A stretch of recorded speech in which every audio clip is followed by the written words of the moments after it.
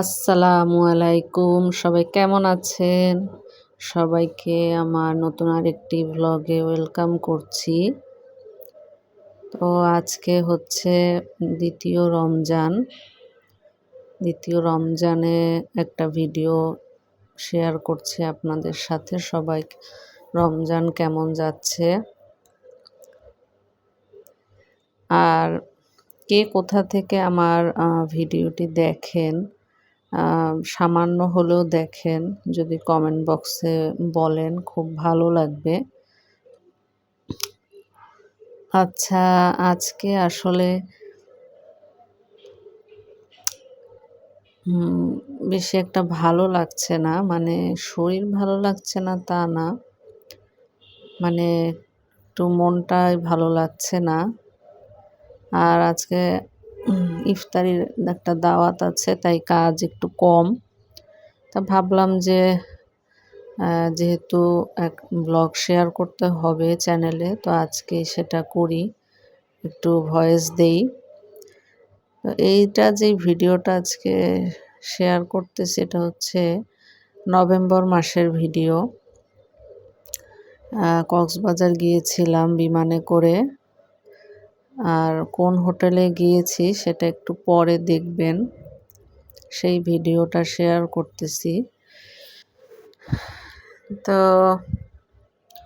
ইদানিং আসলে কথা আমার মনে থাকে না, কথা ভুলে যাই অনেক। জানি না এটা কেন? হয়তোবা অনেক প্রেশারের কারণে বা টেনশনের কারণে হতে পারে। কিন্তু এই যে যেমন আমি একটা টাইটেল টপিক চিন্তা করে রাখি যে এটা নিয়ে কথা বলবো, কিন্তু দেখা যায় একটু পরে ভুলে যাই যে কী টাইটেল, কী বিষয়ে যেন কথা বলতে চেয়েছিলাম সেটা ভুলে যাই। তো জানি না, আর ডাক্তারের কাছে যাইতেও ভালো লাগে না। যে ডাক্তারের কাছে গেলে ডাক্তার তো একটা সমস্যা বের করার চেষ্টা করে, এই টেস্ট দিবে, সেই টেস্ট দিবে, এজন্য যাই না আলসেমি করে। তবে ভাবতেছি ঈদের পরে ইনশাল্লাহ যাব। তো এই আর কি। কেন যে কথা মনে না থাকলে অনেক সমস্যা, দেখা যায় কোন জিনিস কোথায় রাখছি সেটাও মনে থাকে না।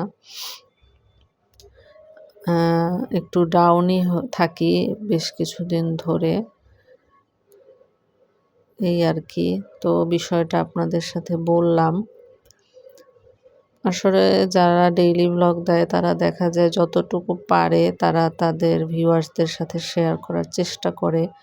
কারণ এখানে আসলে কথা বললে কেউ আপনাকে সাথে সাথে আপনি তার ফেসিয়াল রিয়াকশন দেখতে পারেন না। সে কি রাগ হলো, নাকি সে অবাক হলো, আশ্চর্য হলো, নাকি সে বিরক্ত হলো। এ কারণে আসলে নিজের মনের কথাগুলো খুব সহজে বলা যায়। এটা একটা ভালো দিক, ডেইলি ব্লগ বা ভিডিওতে ভয়েস দেওয়া। আমার মনে হয় এটা সবার করা উচিত, যারা ডিপ্রেশনে ভুগে বা তার মনের কথাগুলো কাউকে বলতে পারে না। তো এটা যদি এভাবে, আগে কিন্তু আমি দেখতাম যে অনেকে আম অ্যান এই মানে মেসেজ লিখতো তার মনের কথাগুলো, বা পোস্ট আকারে লিখে সেভ করে রাখতো।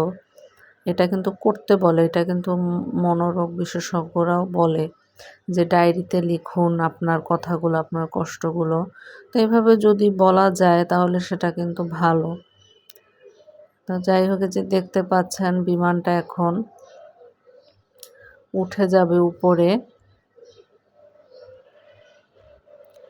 তো এই সময়টা আমার খুব মজা লাগে, যখন বিমানটা দৌড়ায় এরকম উট পাখির মতো, মনে হয় উট পাখির মতো দৌড়াচ্ছে। তো দৌড়াতে দৌড়াতে যখন উপরে উঠে যায় তখন বোঝা যায় যে উঠে গেল। তো এই সময়ের ফিলটা আসলে ভালো লাগে আমার খুব। এই যে এখন কিন্তু উঠে গেছে বিমানটা। আপনারা কে কে বুঝতে পারছেন বলবেন।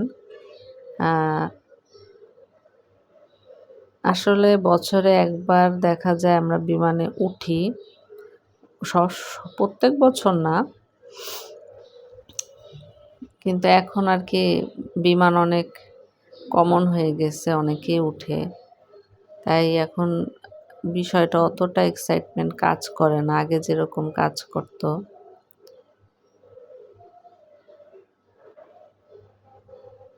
তো এই যে আমাদের হোটেলটা আপনারা দেখতে পাচ্ছেন, এটা হচ্ছে বে ওয়াচ হোটেল রিসোর্ট। অনেকেই জানেন, চিনবেন। তো অনেক সুন্দর আসলে, এটা ইনানিতে অবস্থিত। ইনানি বিচটা অনেকই সুন্দর।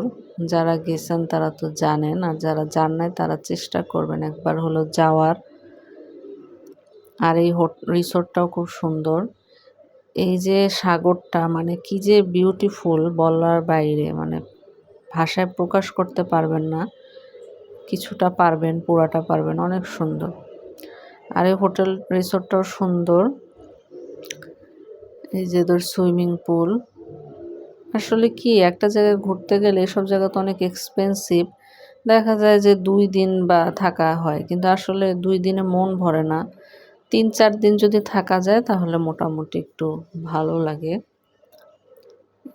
এই যে দেখতে পাচ্ছেন কত বড় আমাদের বিচটা, আমাদের সি বিচটা, মাশাআল্লাহ।